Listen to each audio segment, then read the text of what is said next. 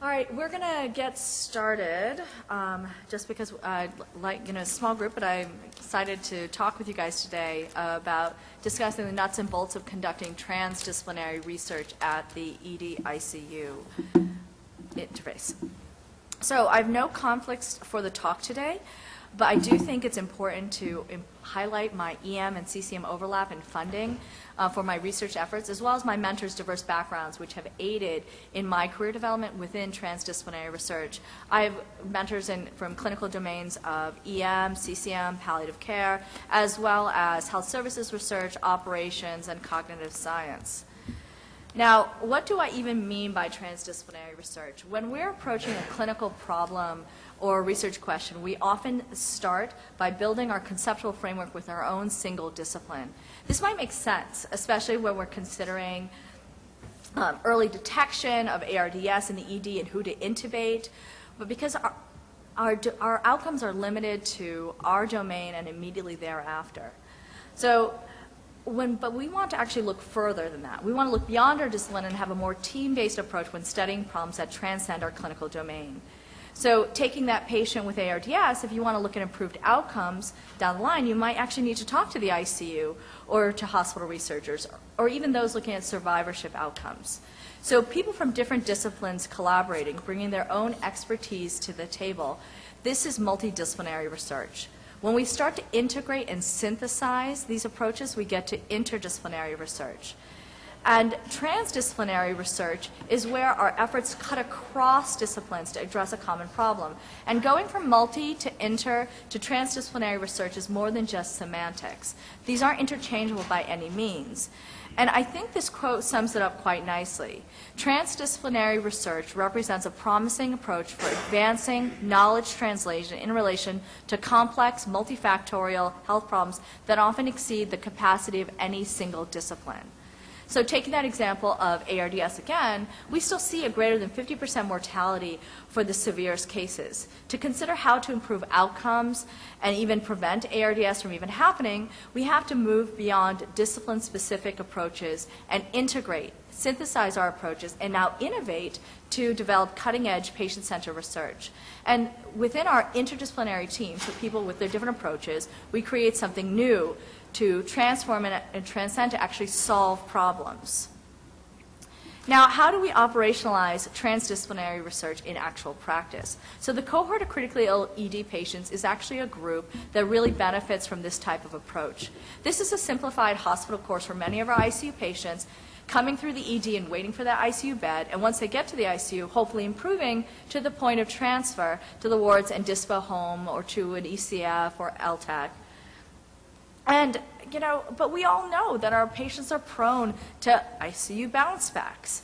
And assuming they even survive the hospitalization, they have a higher risk for readmission and repeat presentation with recurrent critical illness. We also know that what happens in the ED affects everything downstream.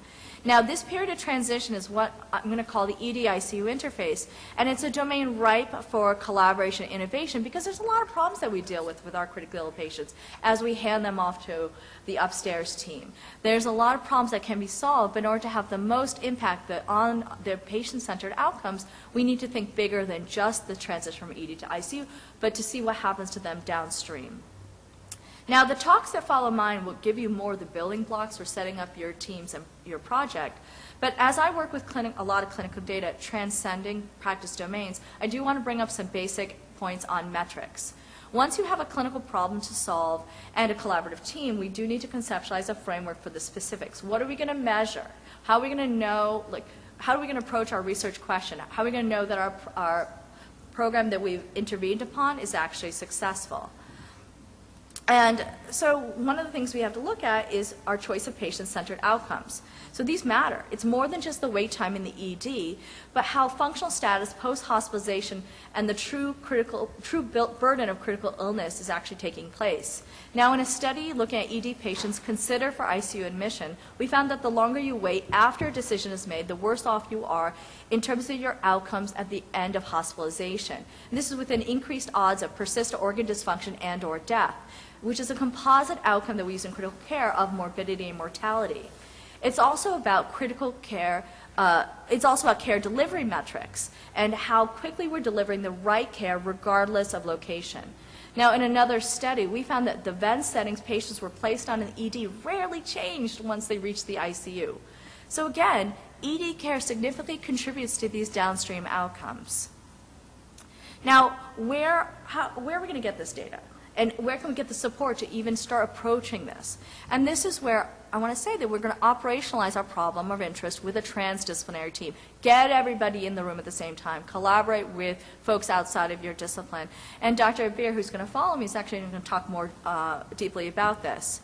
We also want to leverage existing efforts and infrastructure. Maybe the question you want to ask or the program you want to implement is something that's already partially being measured by hospital performance dashboards, the QI efforts at the hospital. Use that as a stepping stone to obtain more patient-specific data through perhaps the back end of your EHR. The data contained within the data warehouse is actually full of data ripe to be analyze and really use to leverage the implementation of a future program.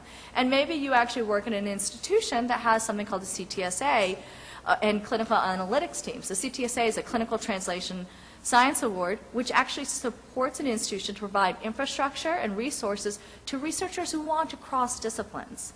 And then finally, and Dr. Terndrup is going to talk more about that. And then finally, we want to define and utilize common data elements to all disciplines because we all have to talk the same language.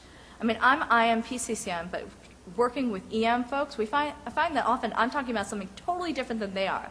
But once we all get together, you know, after a couple glasses of wine, we're all talking about the same kind of thing, and it actually ends up being a much more enriching experience, and we can actually all move forward with building a research solution together. So our panel for today includes myself, as well as Dr. Abir, who's EM trained, Dr. Terndrup, who's adult and PD trained, as well as Dr. Aydin, who has EM and CCM training. But we all do both clinical time as well as time doing research, either with specifically protective research or within our clinical leadership roles. And so with that, I'm going to transition over to Dr. Abir, who's going to continue giving you guys the building blocks of these talks, of how to do transdisciplinary research.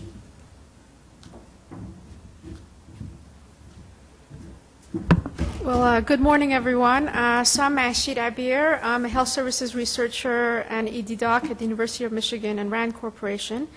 Also, I'm the director of the acute care research unit at the University of Michigan Institute for Healthcare Policy and Innovation. And the talk I'm going to give you today is in the context of the acute care research unit, which I founded about 2.5 years ago.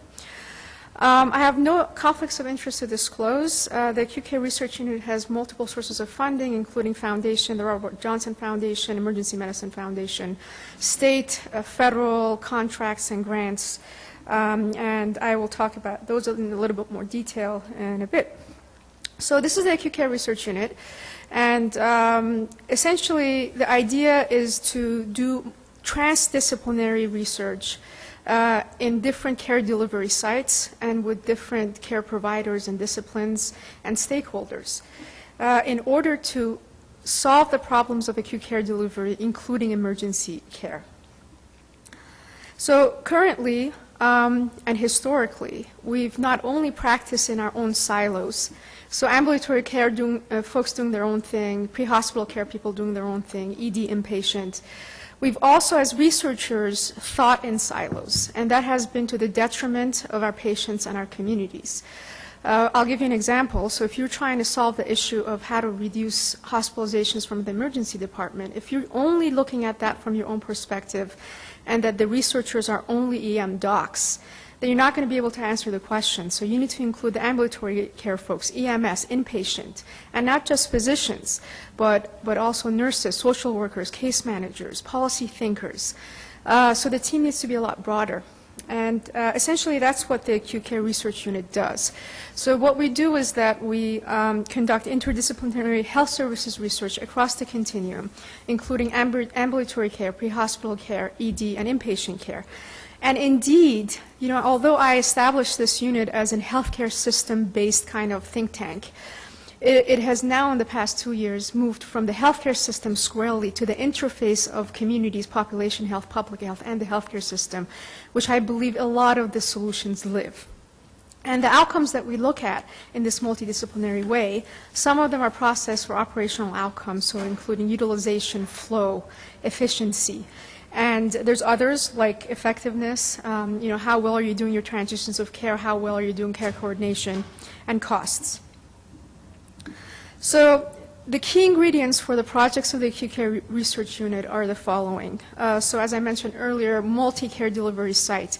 So again, this is not all about emergency medicine, although emergency medicine has a very special place in the healthcare system because we're the only discipline that can claim a 360-degree view of the healthcare system. So we interact with urgent care, sending patients, ambulatory care, pre-hospital EMS sending patients, admitting to inpatient. No one else can claim that. And also we have a visibility into all the social ails, not just the medical ails of the communities that we serve. Multi-stakeholder, so again, not just physicians, so all sorts of thinkers, policy thinkers, PhDs of various different methodologies. And again, other care providers, including nurses who spend so much more time with patients than we would ever spend in the emergency room, social workers, case managers, etc. And mixed methods. So, I know the whole issue of big data, a lot of people are looking at big data, and I'm one of them. But over the years, I've become a believer in mixed methods. So really, the big data and analysis of big data can kind of point you in certain directions and answer some questions. However, usually, almost always, it does not answer the hows and the whys. And that's where qualitative research comes in. So mixed methods is really important, and I'll talk about that in a second. And also multi-organizational. So thinking about multidisciplinary, the next step above that is really going outside of your own organization and outside of your own city and outside of your own state. And that's something that I've tried to do through my own work and partnerships with other organizations outside of the University of Michigan. So the methods toolkit for interdisciplinary research that the acute care research unit uses is quantitative methods, as I described. So that can be big data sets, that can be surveys with quantitative components, qualitative methods, which are near and dear to my heart, and that's talking to various people who you need to be talking to understand what's going on.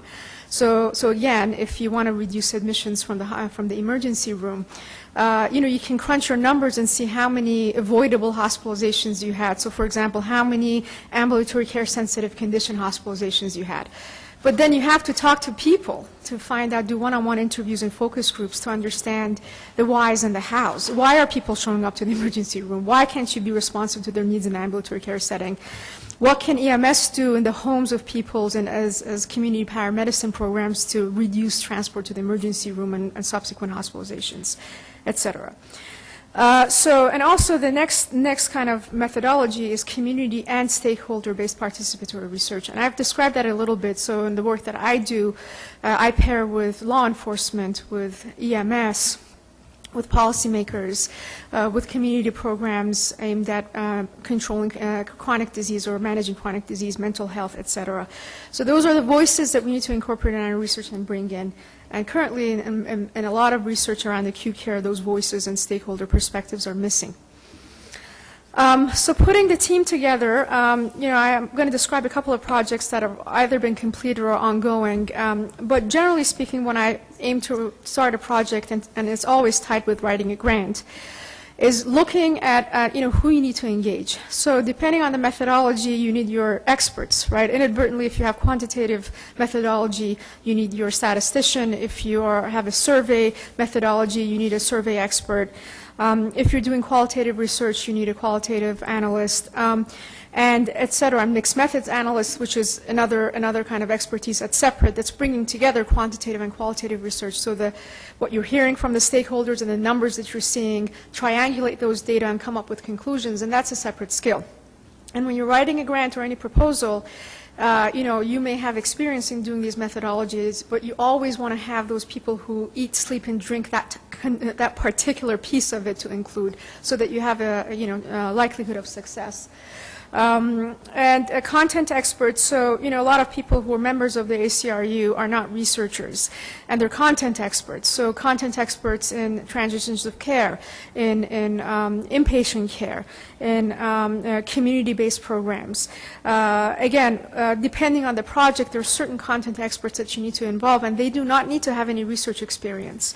But they bring perspectives to the table that if you do not include, depending on the project, that you're just not going to have as good of a project, you're not going to produce usable findings, right? So this is engaging people who, whatever it is that you're asking, whatever it is that you're producing from your research, they're the end users, and it has to resonate with them from the beginning. So they need to be engaged in the research process throughout writing of the grant, conducting of the project, and writing up and disseminating the findings. And the different stakeholders I mentioned, community, government, providers, and that's a very long list. So essentially, in the acute care research unit, all the projects that are either completed or ongoing, they span at least 2 care delivery sites. There's never just an ED-based or an ambulatory-based project. It's typically, ED inpatient ambulatory care, ED EMS ambulatory care, and then public health comes in, population health comes in with stakeholders in the community, and that's how I've approached it with my partners in the acute care research unit. And as far as projects are concerned, using the approach that I just described, so we've done many projects to date. One is a patient-centered interventions to reduce acute care use. This was funded by the Emergency Medicine Foundation and in partnership with the Camden Coalition of Healthcare Providers in Camden, New Jersey. And the stakeholders here are schools, they are faith-based community, there is EMS, there's law enforcement, all sorts of people who are included as stakeholders in this project. And in fact, we used the preliminary data from this project to write a PCORI grant that was submitted a few weeks ago. Another project is real-time surveillance for opioid overdose in Michigan. I developed this system in Washtenaw County, Michigan, and then we expanded to 2 other counties. And it uses 3 large data sets, so including EMS, ED, and medical examiner data, to do real-time geocoding of where fatal and non-fatal overdoses are occurring. And that one is also mixed methods, multi-stakeholder, multi-care delivery sites, so the model that I talked about, and that was funded by the Office of National Drug Control Policy, Michigan Department of Health and Human Services, and the CDC. And evaluating best practices for EMS oversight, that was a project that was a University of Michigan RAND collaboration and funded by the Michigan Department of Health and Human Services. The key stakeholders here were EMS providers, ED providers, policymakers in the state of Michigan who were funding the project.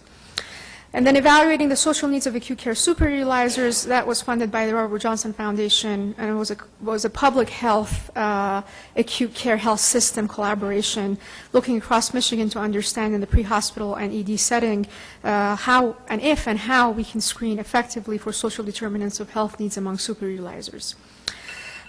So that is basically examples of the projects, and thank you for the opportunity to share this work.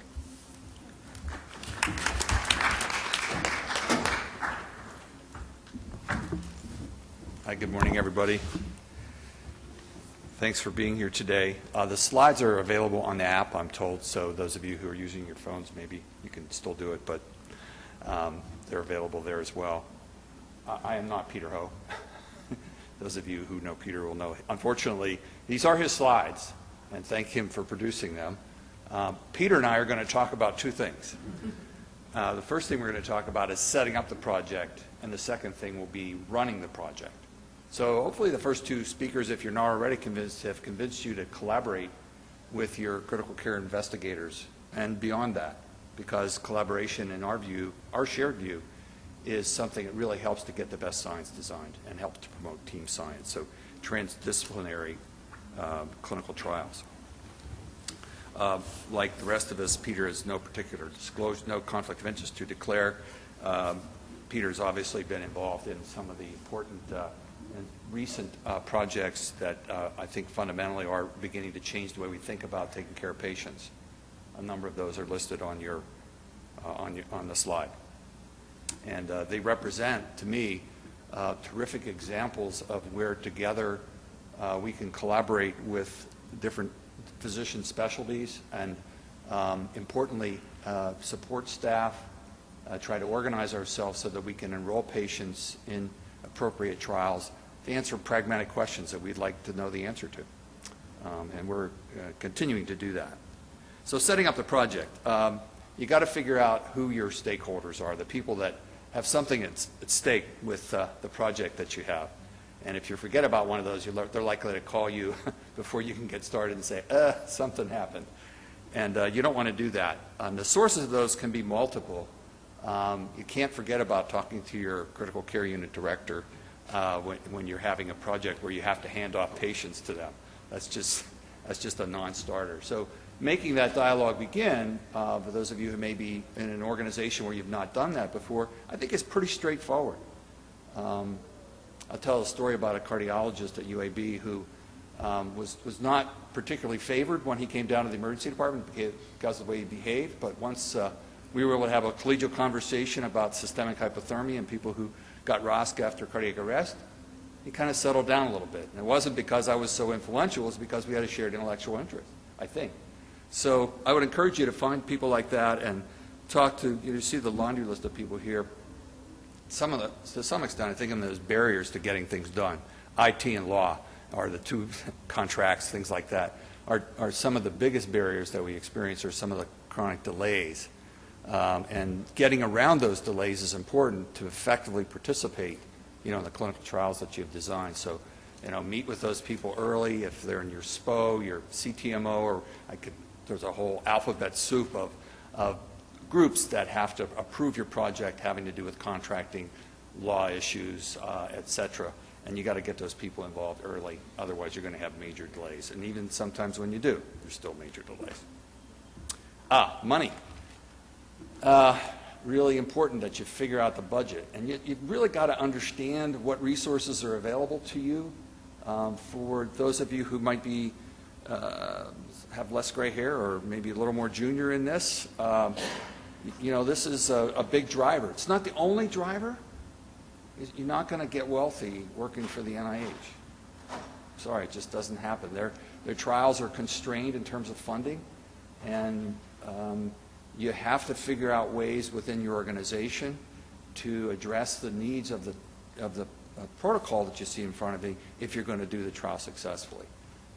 We all complain about the lack of adequate resources for the trials that we want to do, but you simply have to find your way through that. And some of that has to do with meeting with the stakeholders in advance and saying, I think we're going to need to increase our coordinator staff by 2 in order for this during this period of time so that we can participate adequately in the trial. And without those resources, you're not going to be able to do it on your own. Sometimes that's shared resources. You'll find that the coordinators in the MICU can share some of the responsibility for taking that load on, and you can share some of the budget with them as well. Peter has a note on here about creating a profit and loss balance sheet. I think it's pretty hard to get any return on investment, let alone balance this sheet out on an individual project basis. It sort of depends on how the network is set up, and they vary a little bit in terms of how they're designed and implemented. I'd say the 2 common themes are, one, you have a trial group or a network of hospitals and organizations who are working together to study an important question, and those individuals may expect an R01 funding to come in on top of a modest amount of infrastructure funding to keep the network going. That's a comment. And in other cases, there's a larger dollar amount of resources available in the beginning, and then you live to some extent on your projects off of that base funding that typically exists at the institute. So the NIH or one of the institutes of the NIH will have a way to protect and grow the network and the trial group by virtue of that. In some cases, I take this, I'm presenting Peter Ho's slides, so those of you who are just coming into the room. So I'm trying to, I think what he means by a sundry fund is can you take residuals that remain after studies, and is that what, I think that's the right thing, and utilize those to support subsequent work. And probably all of us have some ways of doing that and getting and allowing that to continue in leaner times, as it were. You're going to need some time to spend on the research project, depending on what other things you have in your life and what you do professionally. There's oftentimes a buy-down process. It may relate to hours or how much money you've got to throw in a pot somewhere in order to make things work, or how you have to contribute to the coordinator pool, et cetera. Those things have to be known and worked out at your individual organization so that you can produce the resources necessary for the trial. So just continuing on of setting up the trial, when you involve multiple collaborators, as we're arguing here today, that's really important to do that. You have to share that outside your departmental level. It's not always that comfortable to do, and sometimes the finances are handled differently in different departments and divisions and people that you may work with. But and the number of things that you can do, Peter's note here about hiring a biostatistician or having access to a biostatistician and research coordinators or program managers who are important to keep your project going. And if you have fellows, other people who are involved, figuring out ways to do that, I'd say, stop for a moment and say, the people at the bedside, when you're doing clinical trials, you have to be reasonably articulate. I can't be too articulate. I drove to medical school in a truck. So, it's just not having to be that articulate. But you have to be able to be convincing, at least, to people at the bedside that this is a project worth doing. That we have no other strategy, if you will, for deciding whether you want to use vasopressors or more fluids unless we study it carefully. It simply can't be done in another way, in random fashion or awkward type fashions. You have to do it deliberately in order to answer the question so that in our futures we'll know more about the answer to that question, fluids or vasopressors. I guess at the Brigham, I don't know the details of this, but there's a Division of Emergency and Pulmonary Critical Care Medicine. You see the co-Is and postdoctoral person represented there. In particular, I think this slide relates from Peter to funding of the PEDAL. PEDAL is the Prevention and Early Treatment of Acute Lung Injury. We're in year 6 of the first network, replacing the ARTS network, under the theory that earlier intervention is likely to be better than later intervention. Sounds right to me. So that's what we've been doing for the past 6 years in the PEDAL network. And as a result of those trials and the funding available, Peter has obviously hired some additional coordinators, either through contract or by actual hiring. I think this is the final one on setting up the project. Some research pearls. You've got to have time. You have to have time for the conversation, the feedback, adjustment if necessary. Certainly that's done at a network level, but you also do that at an individual site level in order to make things work out. Sometimes you're going to have cost overruns, and then you have to go to people like the chairperson or the College of Medicine or whoever it is and say, I need a little help. I think this is an important trial for us to continue in, and hopefully you can get a positive nod when that does come up. Or if you're better off, try to avoid that situation altogether. But you don't want to drop the project if for sudden the bank is empty that supports the project, then you have to drop out. That's pretty awkward. We've already made the commitment to the trial. You should have a contingency plan, I think, is the recommendation here to keep going. We are going to take questions right after I'm done. And am I doing okay in time? Yeah. All right? Okay. All right. They're going to throw me out yet. Introduce myself. I'm a professor of emergency medicine at Ohio State, and now I'm going to talk about running the projects. So I've had some prior team science participation. Started off when I was in the lab in the physiology department at Dartmouth in the early 90s because I was interested in why people don't breathe well when they have seizures. And it kind of continued through I think one of the very first large-scale trials having to do with public access to defibrillation. And the important work for me in making a transition from being, to some extent, a laboratory-based scientist to a clinical-based scientist was that it felt more impactful to me as a practicing physician and teacher to be able to participate. So subsequently in the ROC, some activities with ASPR, Department of Health and Human Services in the state of Pennsylvania, and then, like Peter, the Process and PROACT trials, and now the PEDAL network, where I serve as the co-program director in the state of Ohio, one of 12 centers. So these are the 3 topics that I'm going to talk about under running the project and hopefully doing well. You wouldn't want to go into a project and say, oh, we're going to suck at this. It's probably not a good adventure. But funding, collaborators, what's the nature of the questions, and then where are we starting to bend the scientific curve at in our relationships with our collaborators? Because I think we are making some progress in that area. There is no question that what drives the success of a clinical question done with, let's say, a phase 3 trial is following procedures, following the protocol, and then enrolling. Once the steering committee, which is made up of the investigators and others, have come up with a scientific question and a protocol, then at that point in time, the success is driven by being able to recruit an adequate number of patients into the trial to do your sample size and see if your results have an impact and see what the measure is. So the key, once you get started in this, is, and hopefully with a good question, is really to spur on enrollments. I got to thank my collaborators back at Ohio State in critical care medicine. We're here, they're there. They said they would cover for us. So that's a good example of people working for each other. And when they're at the American Thoracic Society meeting next week, we'll be covering for them. So trying to work things out so that we can keep it going. Do not expect a lot of extra funding. It doesn't really happen that way.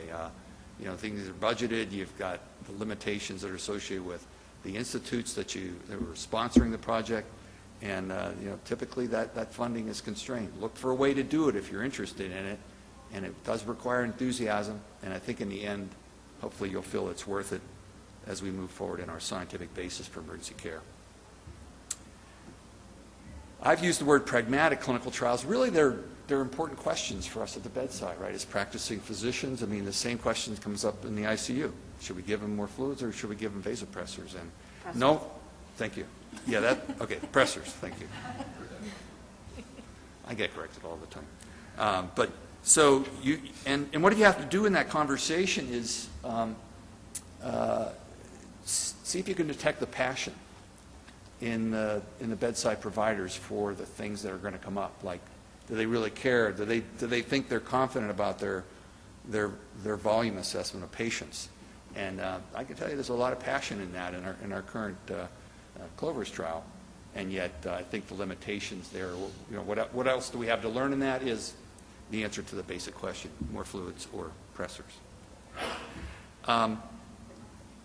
Clinicians have to feel clinical equipoise, meaning that the patient has an equal chance of benefiting from either arm, and that they won't be harmed in either arm. And that's part of what they make as bedside clinicians, and it's a way to ensure that you have adequate buy-in. We also appointed at Ohio State 4, we call them clinical champions, and they're physicians, faculty members, who've agreed to serve in a role of being a resource on site when they're on shift.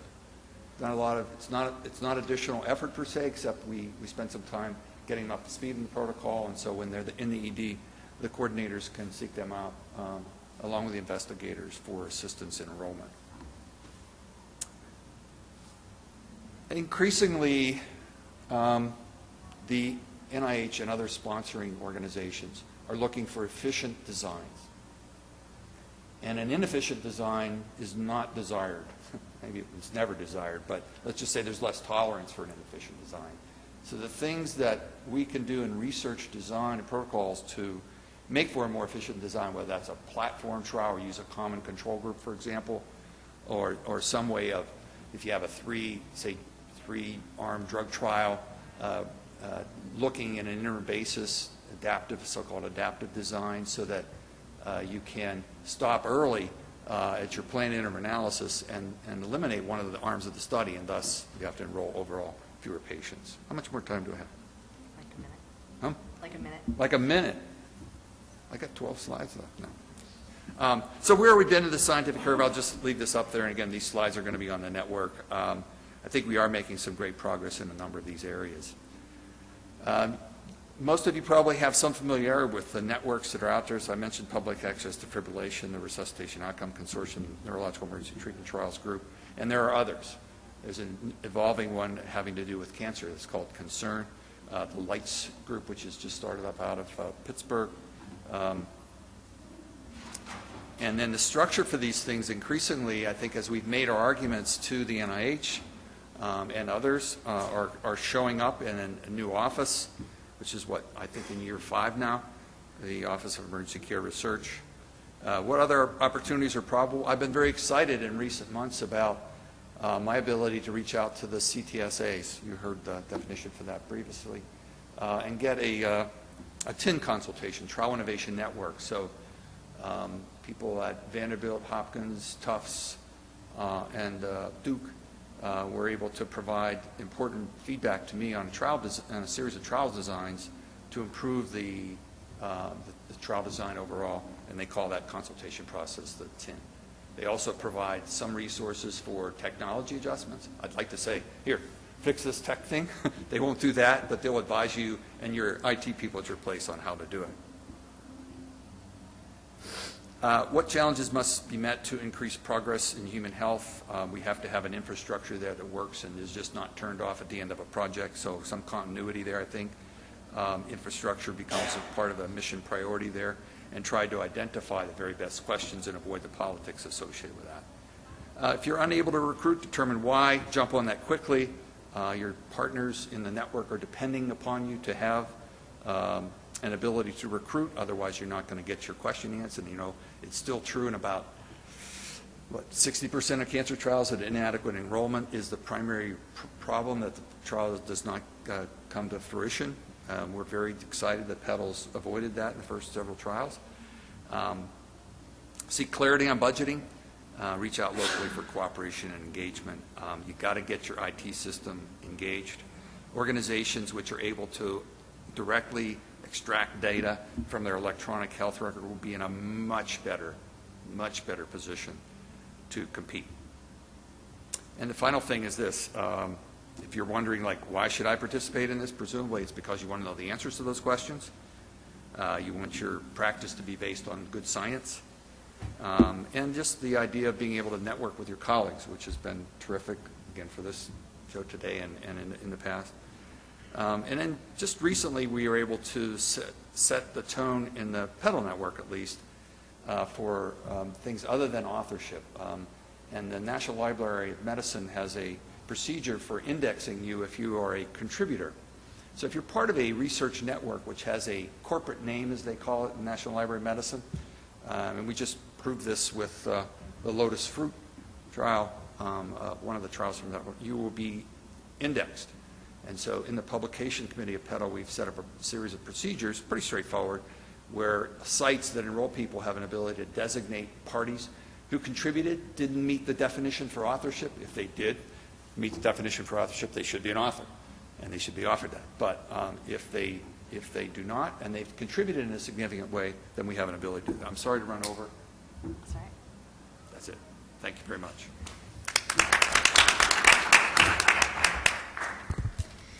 So we'll start off by taking some questions from the audience. If not, I have plenty of questions to ask the panel. But would anybody like to ask a question to start? So this might be more operational, but I'm an emergency physician and a critical care trained, and at present I work as an emergency physician and moonlight in the ICU. Our new director of emergency medicine has asked me to make an arrangement where anybody who comes in with obvious respiratory failure or hypotensive would automatically be admitted to the ICU. Just call the attending, admit the patient. Sounds like it would be great to move patients through. However, the pushback is, wait a minute, as soon as you take your name off it, you don't do anything. I've got 20 patients in the ICU. I'm not coming down, and I can understand that position both when I'm wearing my ICU hat and talking to my ICU colleagues. Although it's not research, it's more operational. Can you give us an idea how you might begin to walk through a controversy like that? Do you want me to start? You want to start? So the kind of work I do from a research perspective is purely operations. It's all about healthcare delivery science. And the way I got into it was actually, as a fellow, I was sitting in meetings to talk about that very issue between ED and ICU attendings. Basically being like, what are we doing with these patients? Who's in charge of these patients? And actually, the biggest thing that we did to start was something called process mapping, to actually see, like, where are the slowdowns and getting them upstairs, and to figure out, well, in what conditions did we see these slowdowns and what conditions mattered for patient outcomes. But we all had to be on the same room to start that conversation and to agree on the map, to agree on, like, to have shared metrics for, like, what are we going to work to together. Because what often happened was that the ED had no idea what the ICU was facing upstairs. They don't see my 40 ICU patients. They don't see the consults on the floor that I'm having to deal with. And I don't see the fact that they're not on diversion and their doors are still open. They're still getting all these patients in. And so having the shared expectations and actually just even education about what realities the other side is facing helped to actually bring us to the same table to have a shared goal of improving boarding times. But boarding times, and Yoshi, who's in the back at Stanford, everybody's developing their own model for dealing with the care of these patients who are boarding in the ED, but one size does not fit all.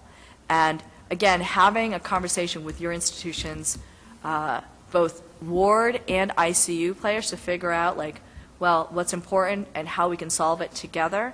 There's often very innovative ways to address it as your specific shops. And that, I think, is an example of how collaboration can help develop a practical solution to a problem at hand. Could I just amplify? So I think it's a great question, and just a couple of things. One, progressive care unit is a potential solution wherein the phenotype of the patient we're trying to enroll is not necessarily look as sick as somebody else who might have the same phenotype. We have to have some enrollment criterion, but I think those of us at bedside a lot will know that then that's not really necessary for the ICU. And so working out a situation where you can admit those patients who are softer ICU admissions to a progressive care unit, intermediate, whatever you might call it, at your shop, I think seems well. And the second piece is peripheral pressors. You got me on that one. And so, I mean, this is one of the really great things that I think happened to me at Ohio State with Matt Excellent, I think, who deserves most of the credit for this. He had been experimenting with using peripheral norepi in the ICU, and he brought that information to us, and now we are doing peripheral norepi, at least the beginning part. If it's sustained or high dose, then they got to have a central line. But that was often a little bit of an inhibitor in terms of getting things progressed in a way that was expeditious and was consistent with the trial goals. But I will say that that's an example of something where a shared protocol development between the people who care about these protocols is actually vital. Because you can't do something like peripheral pressors without having a conversation with the folks who are going to be receiving those peripheral pressors. So to be able to do peripheral pressors on the wards, for instance, in those softer patients and things like that. But who's going to manage them? Everybody's got to be at the table. And that's going well. I mean, I think if I'd have done it on my own, I'd been in bigger trouble than I usually am. So it was great that it worked out. Good morning. Thanks. You can probably hear me. Thanks for a great talk. Thinking about some of these projects, the process and RISE trials, and the very big trials that like Michigan is doing, it was very nice, but I find when I go into the small community ICUs or even emergency departments, they're still putting central lines into all sepsis patients, even if they're not on pressors. So I think it would be good, and my question is, how can we incorporate some maybe smaller academic sites or even community hospital sites that are not academically affiliated? Because I think it's important to, one, include this patient population in the study. Everybody doesn't work at a university hospital with lots of resources, and it would help probably get some of this information filtered down to our more frontline or non-academic doc. I mean, it's for 5 years since the process trial, and there are still EDs that put central lines in everybody that has sepsis, or even could have sepsis, or if their EMR trips the sepsis alarm. I think that one of the ways that we can approach this is through academic community hospital partnerships, which I think you alluded to here a second ago. I think that applies to not just the specific problem of the care of the critical care patient, but in many other ways, translating knowledge and evidence from an academic center to the smaller hospitals. And I think building partnerships in that way are critical. And the University of Michigan, where I primarily sit, they have actually done this with a number of healthcare systems across the state, where they have this kind of academic, non-academic partnership, and part of the purpose and the strategy is dissemination of knowledge and best practices.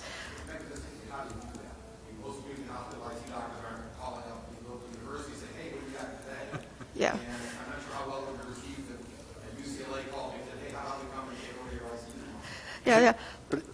Oh, I'm sorry. Go ahead. Well, it wouldn't be taking over. It would be really a bilateral partnership, which would have some form of benefit for both partners. So I'll give you an example here.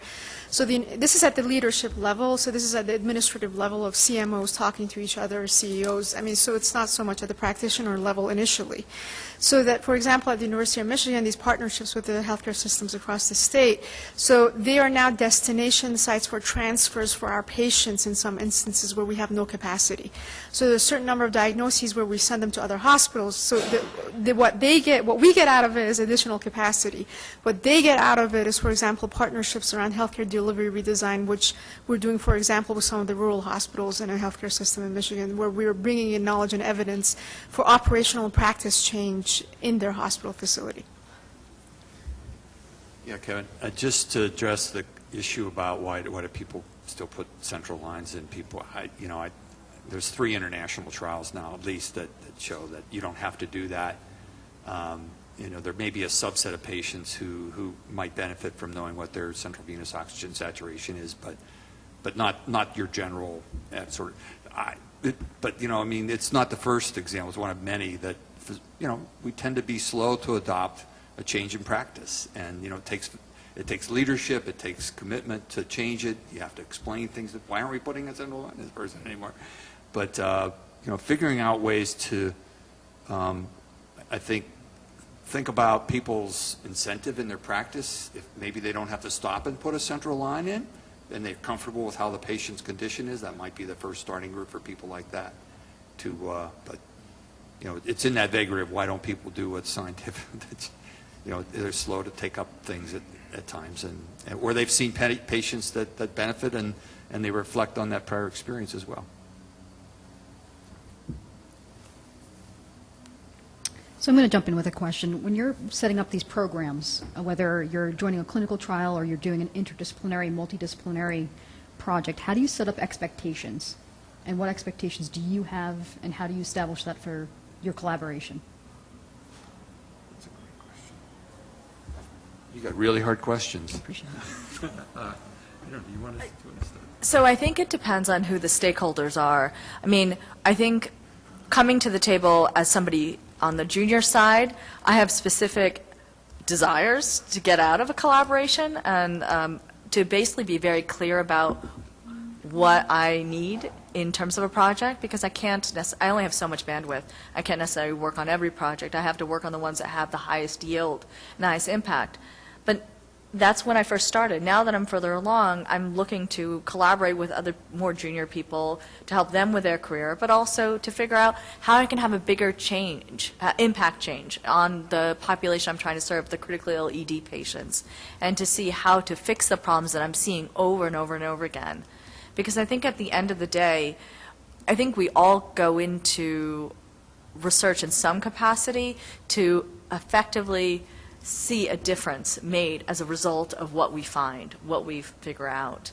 And I think one of the nice things about health services research is that I'm a little closer to that than most, than say working on a specific protein in a lab. But I can't make these decisions. I can't have this change, make this impact on my own. It has to be done in collaboration with other people who are in those practice domains, and as well who want to achieve the same thing we do. Sure. So I think for me, it's really important to select your partnerships carefully and thoughtfully. And in the beginning, when you're conceptualizing an idea, you have to be very clear about what it is for them in it, right? So in any partnership, you have to go in understanding that the other person needs to get something out of this. And I think that you need to also be very transparent about what you want them to contribute and how much you value or the project values from their contribution. So I think that in the beginning, reflecting that this is a kind of a partnership and bi-directional contribution to a project, and being very clear about what they can get out of it, and if there's more things that they want, so whether it is their name on a paper, whether it is funding from the grant, whether it is funding from the next grant if the pilot project goes well. But you have to kind of be clear about all these in advance, because I think it really helps the partnership get stronger over time if you start with that basis. I wanted to just add that I think that we're not doing a particularly good job including a diverse set of investigators, growing junior people, and there's lots of excuses here, but part of it is like in PEDAL, we're going to publish our first major paper like next month, and we're in year 6. So if I were to go to a junior faculty member and say, hey, I got a great opportunity for you, and you're going to have your first publication in 6 years, they're probably going to balk at that, I think. So And yet, there's a need to somehow, involve junior investors. They're our future. And women, underrepresented minorities, we have to figure out ways to do that better than we're currently doing. In part, through the Pubs Committee, we're trying to make sure we have a way to designate those parties so that they're not left out, but still, like, getting them involved in writing groups and the protocol committees and stuff like that is, I think, vitally important for our next step. And sometimes that can be answered in ancillary studies or sub-studies that also come out, and that might be the starting point for people depending on their level of juniorness. Juniorness? Is that right? Is that a word? Okay, it's like pressers. Yeah, okay, but hopefully that helps. Any additional questions from the audience? So how do you set up realistic expectations when you start these projects? And how do you do that with your collaborators as well, in terms of time for return of your investment? Sure, I can take that. Yeah, So, go ahead. I think that it's, again, one of those things that you need to be transparent about from the beginning, and really depends on the project and the timeline of the project.